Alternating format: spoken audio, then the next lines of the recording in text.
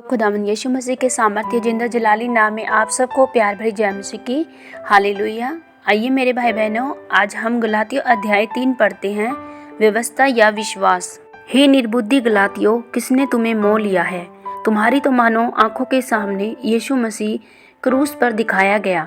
मैं तुमसे केवल यह जानना चाहता हूँ कि तुमने आत्मा को क्या व्यवस्था के कामों से या विश्वास के समाचार से पाया?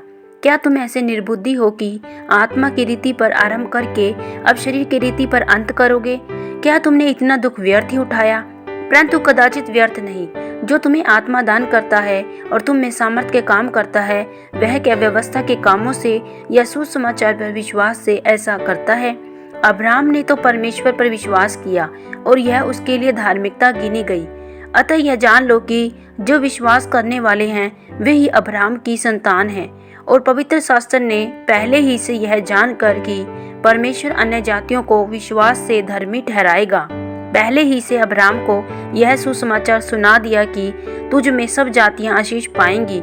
इसलिए जो विश्वास करने वाले हैं वे विश्वासी अब्राहम के साथ आशीष पाते हैं। इसलिए जितने लोग व्यवस्था के कामों पर भरोसा रखते हैं वे सब शाप के अधीन हैं, क्योंकि लिखा है, जो कोई व्यवस्था की पुस्तक में लिखी हुई सब बातों के करने में स्थिर नहीं रहता वह श्रापित है। पर यह बात प्रकट है कि व्यवस्था के द्वारा परमेश्वर के यहाँ कोई धर्मी नहीं ठहरता, क्योंकि धर्मी जन विश्वास से जीवित रहेगा, पर व्यवस्था का विश्वास से कोई संबंध नहीं, क्योंकि जो उनको मानेगा वह उनके कारण जीवित रहेगा। मसीह ने जो हमारे लिए श्रापित बना, हमें मोल लेकर व्यवस्था के श्राप से छुड़ाया, क्योंकि लिखा है, जो कोई काट पर लटकाया जाता है वह श्रापित है। यह इसीलिए हुआ कि अब्राहम की आशीष मसीह यीशु में अन्य जातियों तक पहुँचे और हम विश्वास के द्वारा उस आत्मा को प्राप्त करें जिसकी प्रतिज्ञा हुई है। व्यवस्था और वाचा। हे भाइयों, मैं मनुष्य की रीति पर कहता हूँ, मनुष्य की वाचा भी जो पक्की हो जाती है तो न कोई उसे टालता है न उसमें कुछ बढ़ाता है। अतः प्रतिज्ञाएं अब्राहम को और उसके वंश को दी गई। वह यह नहीं कहता वंशों को, जैसे बहुतों को विषय में कहा, पर जैसा एक के विषय में कि तेरे वंश को, और वह मसीह है। पर मैं यह कहता हूँ, जो वाचा परमेश्वर ने पहले से पक्की की थी उसको व्यवस्था 430 वर्ष के बाद आकर नहीं टाल सकती कि प्रतिज्ञा व्यर्थ ठहरे। क्योंकि यदि मिरास व्यवस्था से मिली है तो फिर प्रतिज्ञा से नहीं, परंतु परमेश्वर ने अब्राहम को प्रतिज्ञा के द्वारा दे दी है। तब फिर व्यवस्था क्यों दी गई?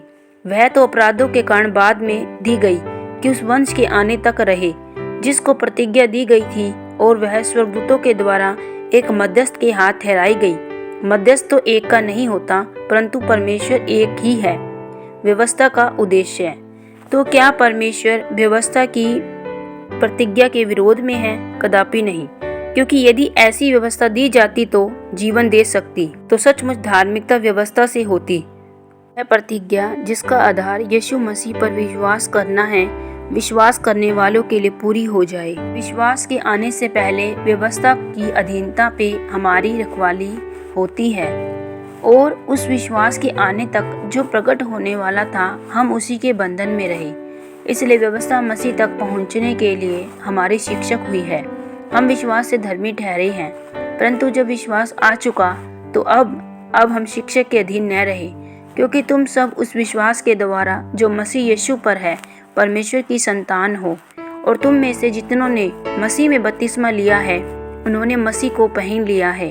अब न कोई यहूदी रहा, न यूनानी, न कोई दास, न स्वतंत्र, न कोई नर और न नारी, क्योंकि तुम सब मसीह यीशु में एक हो। और यदि तुम मसीह के हो तो अब्राहम के वंश और प्रतिज्ञा के अनुसार वारिस भी हो। आमीन। प्रभु आप सबको गलातियों पुस्तक सुने जाने पढ़े जाने पर बहुतायत से आशीष और बरकत दे। सबको जय मसीह की।